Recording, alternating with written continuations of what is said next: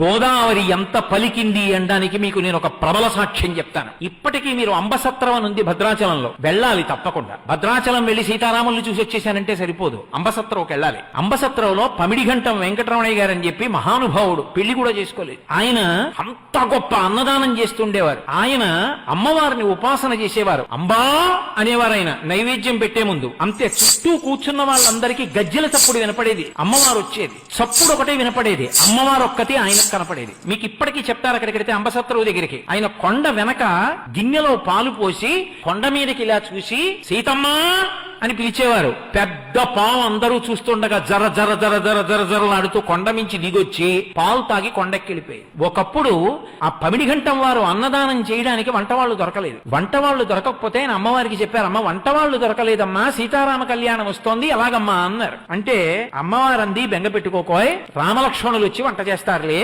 అంది. ఆయన ఇలా చూశారు, మంచి దృఢకాయులైన ఇద్దరు, అంతంత ఎత్తు ఆజానబాహుమరవిందదలాయతాక్షం ఇద్దరు వచ్చారు. వచ్చి, అయ్యా మీరు వంట కావాలన్నారట, మమ్మల్ని ఎవరో పంపించారు, వంట చేస్తాం, కానీ మీరు లోపలికి చూడకూడదు. వంటశాల తలుపులు వేసి 2 పెద్ద పెద్ద గుండిగలు తెచ్చారు. ఒక మనిషి ఎత్తలేడుదండి, అంతంత గుండిగలు తెచ్చి వంట చేశారు. వంట అంతా అయిపోయింది, బయటికి వచ్చారు. మేము గోదావరిలో స్నానం చేసి వస్తామని వెళ్ళారు, ఇంకా రాలేదు. ఆ తర్వాత వెళ్లి గుండిగల మీద చూస్తే రామగుండిగా లక్ష్మణ గుండిగా అని ఉంది. ఇప్పటికీ మీరు రామలక్ష్మణులు వచ్చి వంట చేసిన గుండిగలు అంబసత్రంలో చూడొచ్చు, ఇప్పటికున్నాయి.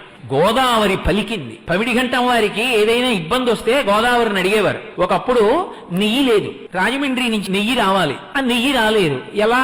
ఆయనకు అనుమానం వచ్చింది, నెయ్యి లేకుండా అభిగారం ఎలా చేస్తారు, భోజనం ఎలా చేస్తారు? అందుకని ఆయన తిన్నగా గోదావరి ఒడ్డుకి వెళ్లారు. వెళ్లి 2 బిందెలతో గోదావరి నీళ్లు తీసుకున్నారు. అమ్మ 2 బిందెలు నెయ్యి అప్పిప్పించు, నెయ్యి వచ్చిన తర్వాత నీకు ఇచ్చేస్తానన్నారు. అలాగేనంది గోదావరమ్మ. ఆయన ఇంటికి తెచ్చారు. తెచ్చి గోదావరి నీళ్లు కదండి, గోదావరి నీళ్లు కదండి, నెయ్యి ఏమిటండి అన్నారు. వడ్డన మొదలెట్టండ్రా అన్నారు. అన్ని వడ్డించి అభిగారం చేయడానికి ఆ బిందెలో ఇలా ఉద్ధరిని ముంచారు. నెయ్యి అయిపోయింది 2. ఆ తర్వాత రాజమండ్రి నుంచి నెయ్యి వచ్చింది. 2 నేతి బిందెలు పట్టుకెళ్ళి, అమ్మ అప్పుచ్చుకున్నాను కదా పుచ్చుకోని ఇచ్చేశారు, గోదావరిలో కలిపేశారు. నేను అందుకే మీతో మనవి చేస్తున్నా, గోదావరి తల్లి పలుకుతుంది, ఎందరికో పలికింది ఆవిడ. ఆవిడ కడుపులో లక్ష్మీ నృసింహ స్వామిని పెట్టుకుంది, ఆవిడ కడుపులో ఇన్ని పెట్టుకుంది.